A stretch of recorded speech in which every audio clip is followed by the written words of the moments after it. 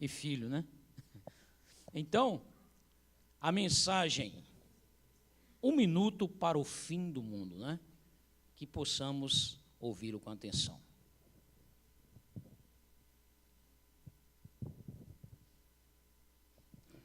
Saúde a igreja com a santa paz de Jesus, amém?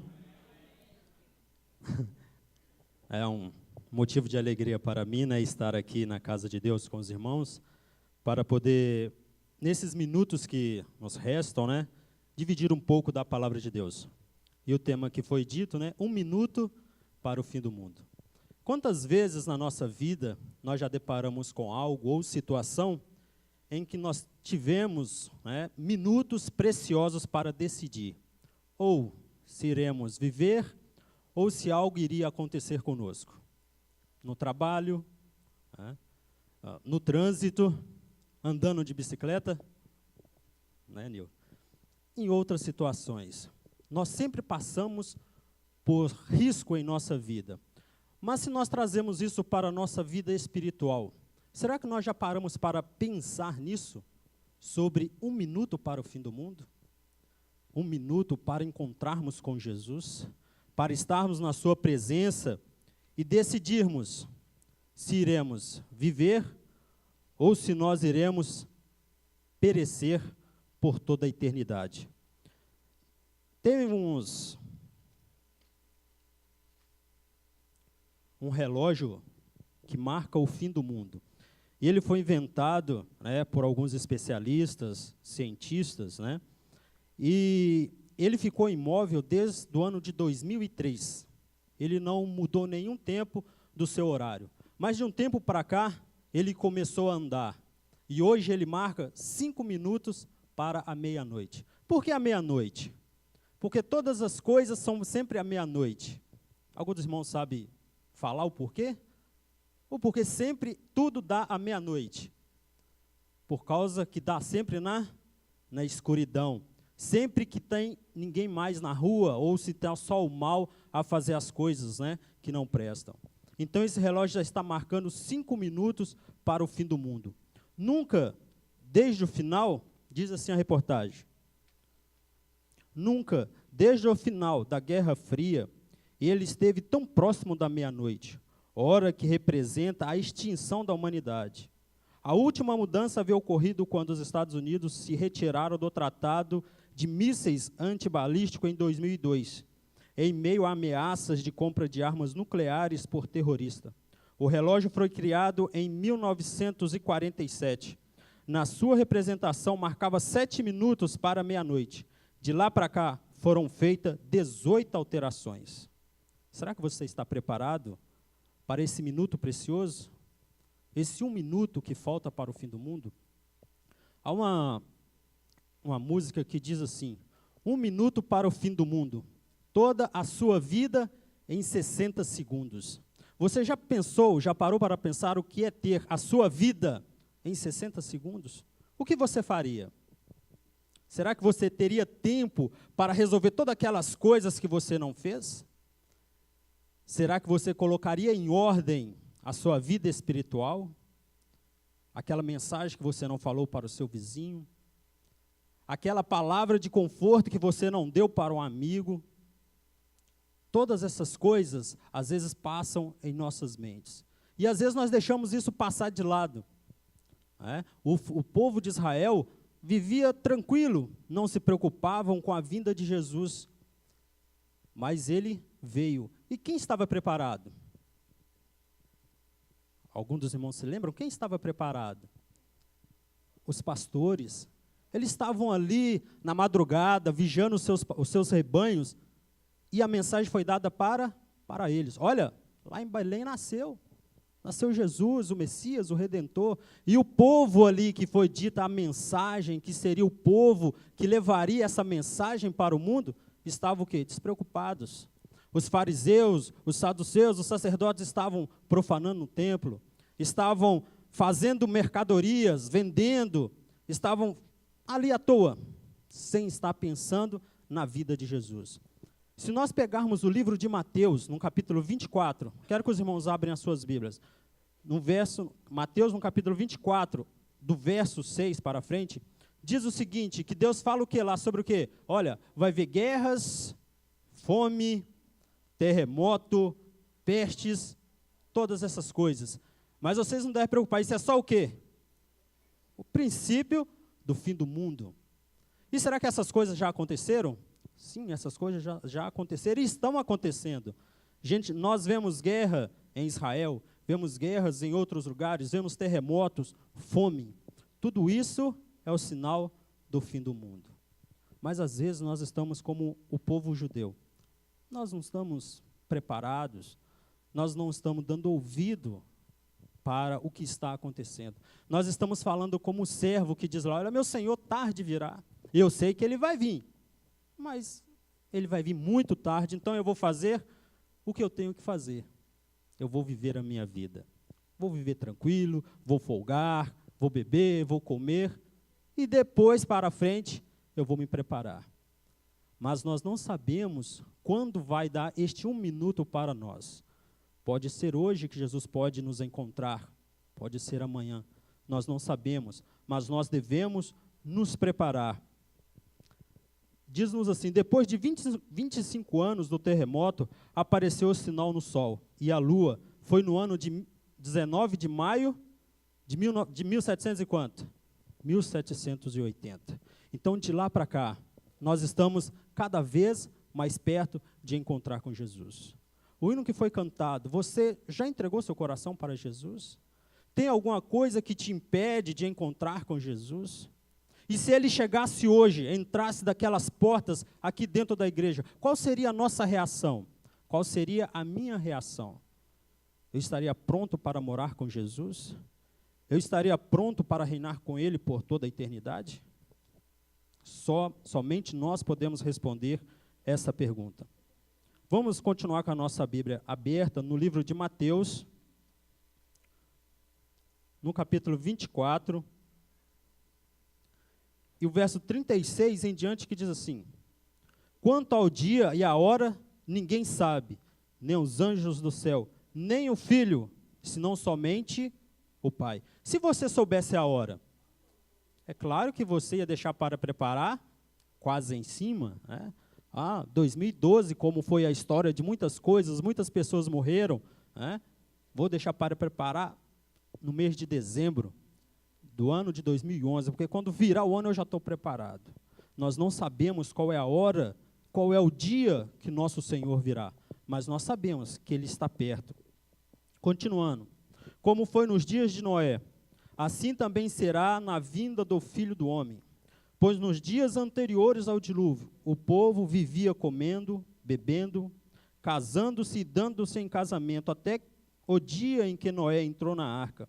E eles nada perceberam, até que veio o dilúvio e levou a todos. Assim acontecerá na vida do Filho do Homem. 2 estarão no campo, um será levado e o outro deixado. 2 mulheres estarão trabalhando no moinho, uma será levada e a outra deixada. Portanto, vigiem, porque vocês não sabem em que dia virá o seu Senhor. No livro de Joel, no capítulo 2, verso 11, que foi lido para a introdução do nosso culto, o final do verso diz que esse dia é o quê? É maravilhoso? É horrível, porque vai pegar a todos de surpresa, desprevenido, mas somente aqueles que estiverem preparados. Mas mesmo assim, será terrível. Você vai pensar, será que minha vida está em ordem com Deus? Será que o meu passado vai interferir em alguma coisa, vai pesar contra mim na balança final? O que será que vai acontecer comigo? Nós devemos estar vigiando e orando, para que esse dia não nos pegue de surpresa. O verso de Mateus ainda, 24, e o verso 42, eu acabei de ler. Portanto, vigiem, porque vocês não sabem que dia virá o seu Senhor. Mas entendam isso. Se o dono da casa soubesse a que hora da noite o ladrão virá, ele ficaria de guarda e não deixaria que a sua casa fosse arrombada. Assim, vocês também precisam estar preparados, porque o Filho do Homem virá numa hora em que vocês menos esperam. Isso é o que acontece com todos, ou conosco. Se todos nós soubéssemos a que dia, né, alguém viria nos roubar, nós estaríamos sempre em vigia. Mas, às vezes, com a nossa vida espiritual é sempre diferente. Nós estamos sempre procurando ganhar sempre objetivos materiais, nunca objetivos espirituais. Se nós repararmos em nossas vidas, quando nós aceitamos a fé, nós fizemos grande progresso. Mas depois de um tempo para cá, de ver continuar o progresso, nós sempre fomos voltando para trás. Sempre fomos retrocedendo, em vez de estar caminhando para o alvo que nos conduz a Cristo, que é estar com Cristo nas mansões celestiais. No livro Desejado de Todas as Nações, O Grande Conflito, diz assim na página 314, um anjo visita a terra, a fim de ver quais os que acham preparados para receber a Jesus. Não podem, porém, distinguir sinal algum da expectação. Não houve alguma voz de louvor e triunfo. O anunciado, que é o tempo da visita do Messias, está à porta. Será que esse anjo está hoje por cima de nós, vendo se os nossos corações estão preparados para encontrar com Jesus? Este 1 minuto que falta para nós encontrar com Cristo, como ele está sendo administrado? Será que estamos realmente pensando nisso? Será que estamos trabalhando para isso? Quando somos deixados a trabalhar por nossa própria conta, né? O patrão diz, olha, tal hora eu vou vir e quero ver o serviço. Se nós somos servos fiéis, nós vamos executar o serviço e a resposta vai ser positiva. Mas se formos servos infiéis, nós vamos fazer o quê? Vamos ficar deitados, dormindo, né? E quando o patrão estiver pronto de chegar, nós vamos nos aprontar e fazer o serviço. Como na nossa lição nos diz, nós devemos ser servos fiéis, dar o sonido certo, para que possamos também advertir as outras pessoas. Uma professora de hebraico, Maria Levin, ela diz que há vários tipos de sonido com aquela trombeta, né?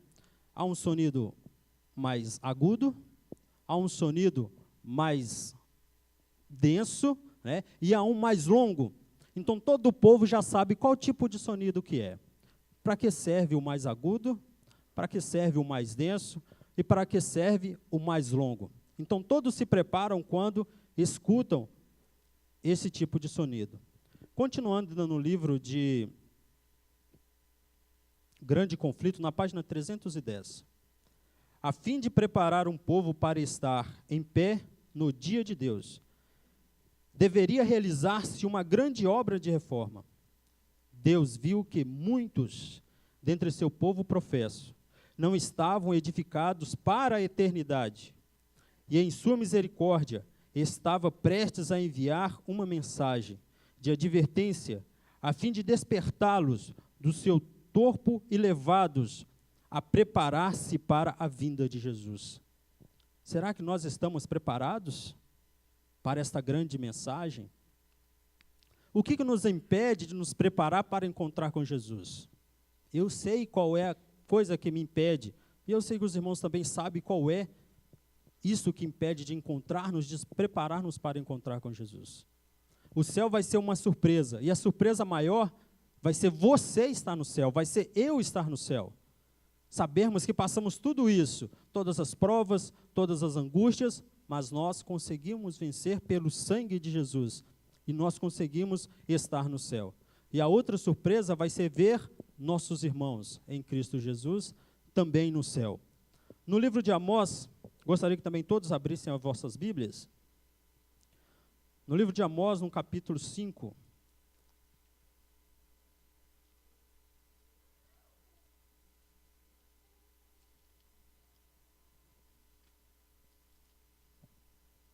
E o verso 8. Diz assim: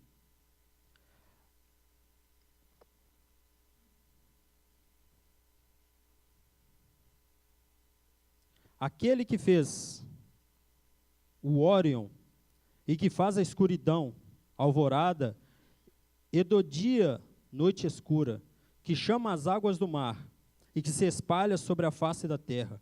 O Senhor é o seu nome. Continuando. Ele traz repentina destruição sobre a fortaleza. A destruição vem sobre a cidade fortificada. Então, aquele que entende todas essas coisas, que fez a natureza, que fez você, que fez a mim, ele entende o que passa no seu coração. Aquela fortaleza que está dentro do seu coração. Aquela cidade fortificada, que nem você mesmo consegue transpor, mas Jesus conhece. E Ele está pronto, está perto de você, para que juntos, como Jericó, esses muros possam ser derribados e Jesus possa entrar e fazer morada no seu coração. A palavra nos diz de Deus, se hoje ouvirdes o quê? A sua voz, o que nós não devemos fazer? Nós não devemos endurecer os nossos corações, como foi no tempo da provocação. Então nós devemos sempre estar ouvindo a voz de Jesus, estarmos abrindo nossos corações, para que Ele possa fazer morada, possa nos guiar a um alvo maior. Qual que é o alvo que muitas pessoas procuram aqui na terra? É ter uma boa casa, um bom carro, uma situação financeira bem controlada, né? Isso é o desejo e sonho de qualquer pessoa, né? E todos o que correm atrás disso.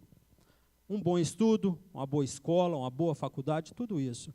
Mas e a nossa vida espiritual? O que nós estamos fazendo? Qual é o nosso objetivo? Será que continuamos subindo o degrau da escada da perfeição? Ou nós paramos? Então nós devemos sempre estar pensando nisso, para que nós possamos estar preparados para encontrar com Jesus. Vamos abrir mais uma vez as nossas Bíblias em Apocalipse, no capítulo 6 e o verso 13.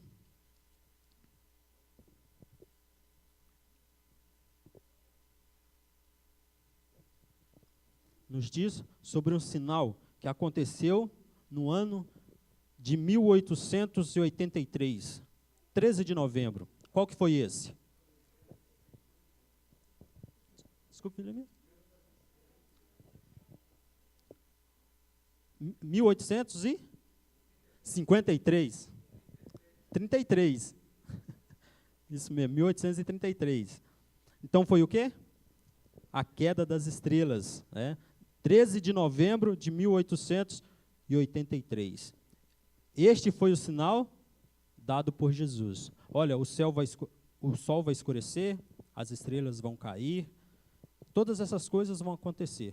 Mas você deve estar o quê? Preparado. Eu me fugiu a memória aqui, qual foi o ano que aconteceu, como que eu posso dizer, chuva de meteoritos, né? Não, teve um outro próximo agora, nós estávamos morando em Neves. Lembra, mãe? Foi mais ou menos umas 3 horas da manhã, se eu não me engano, umas 4 horas da manhã. Dudu talvez deve lembrar disso. Né? Falando assim, mãe, por favor, a senhora nos acorda de madrugada que nós queremos ver. Como lá em Neves, né, muito escuro, né, bastante mato, foi uma coisa bonita, apesar de não termos visto, né, o auge da situação. Né, mas conseguimos pelo menos ver, né, algumas passando, né, naquela escuridão. E é muito bonito. Mas imagine agora nós no final dessas coisas, virmos caindo as estrelas, o sol escurecendo. O que será que vamos fazer? Será que vamos fazer como a Bíblia nos diz? Vamos correr para as rochas e pedir para que elas caiam sobre nós, para escondermos da presença daquele que está vindo? Ou nós vamos estar ajoelhados esperando Jesus vir e receber aquela notícia que está na lição? Vinde bendito do meu Pai, entrai para o reino, para o gozo que vos está preparado desde quando? Desde a fundação do mundo. Quando Jesus criou a terra, antes mesmo disso, Ele já havia preparado o quê? Uma casa, uma morada para cada um de nós. E o mais importante, essa morada é de graça. Só basta termos o quê? Força de vontade, mudança em nosso coração. Uma pessoa falou comigo hoje que tinha uma igreja vendendo, né, lote no céu. E nós vamos comprar um lote no céu? Será que precisa? Não, não precisa. Jesus, ele já deixou-nos preparado. Vamos ler no livro de João, no capítulo, o evangelista João, no capítulo 14. E o verso 1 em diante. Os irmãos não preocupem um pouco com a leitura, porque às vezes a tradução da minha Bíblia é um pouco diferente. Não se perturbe o coração de vocês. Creiam em Deus, crede também em mim. Na casa do meu pai há muitos aposentos. E se não fosse assim, eu não vos teria dito, vou preparar lugar. E se eu for preparar lugar, voltarei e os levarei para mim, para que vocês estejam onde eu estiver.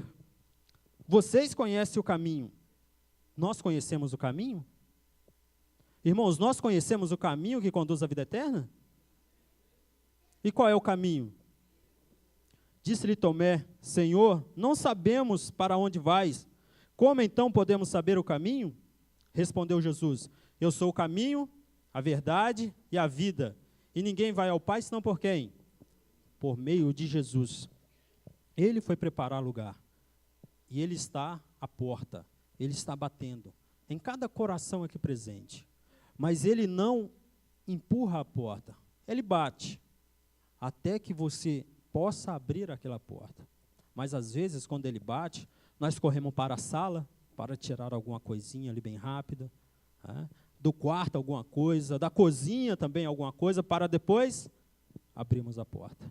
E Ele continua a bater, para que possamos abrir a porta e estar salvo com Ele. No livro de Ezequiel, diz-nos que Ele não deseja a morte de quem? De ninguém, do ímpio. Ele quer que todo mundo o quê?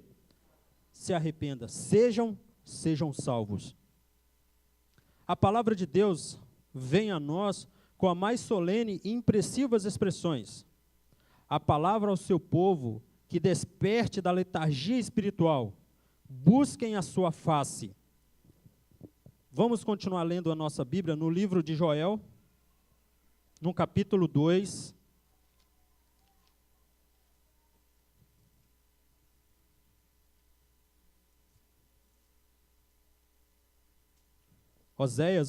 Joel, no capítulo 2, o verso 1, e depois o verso 15, em diante, que diz assim: toquem a trombeta em Sião, deem um alarme ao seu santo monte, tremem todos os habitantes do país, pois o dia do Senhor está chegando, está próximo.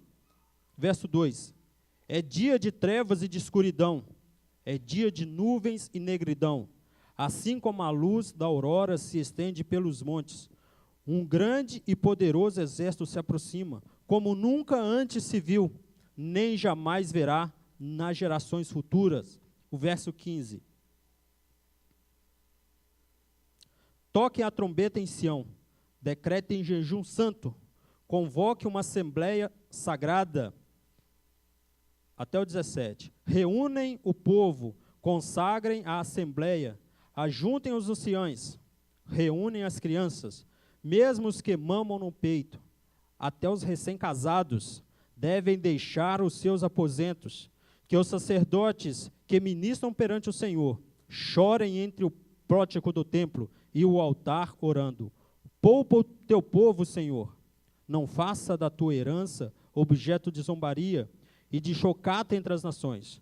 Porque se haveria de dizer entre os povos, onde está o Deus deles?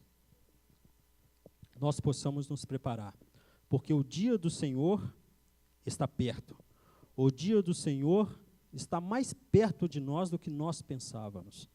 Nós vemos tantas coisas acontecer, nós vemos tanta destruição, e às vezes, como nós já estamos acostumados a ver essas coisas, nós deixamos passar por alto. Mas nós não sabemos que isto é um sinal que Cristo está mais perto de nós. Para concluirmos, eu gostaria de ler o último verso,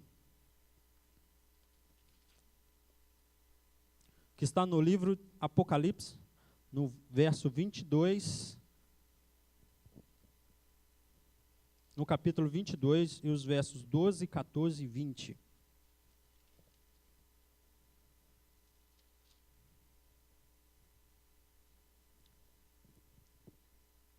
Eis que venho em breve. A minha recompensa está comigo, e eu retribuirei a cada um de acordo com o que fez. Eu sou o Alfa, o Ômega, o primeiro e o último.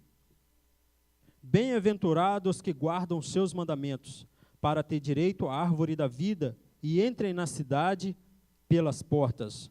Verso 20. Aquele que dá testemunho dessas coisas diz: sim, venho em breve. Amém. Ora vem, Senhor Jesus. Que essa possa ser as nossas orações, o desejo de cada coração que presente. Que Jesus possa voltar breve, mas que nós possamos estar preparados. Que este 1 minuto que falta, para que todas as coisas aconteçam, você e eu possamos estar em pé e reinar com Cristo por toda a eternidade. Esse é o meu desejo de oração. Amém. Agradeço.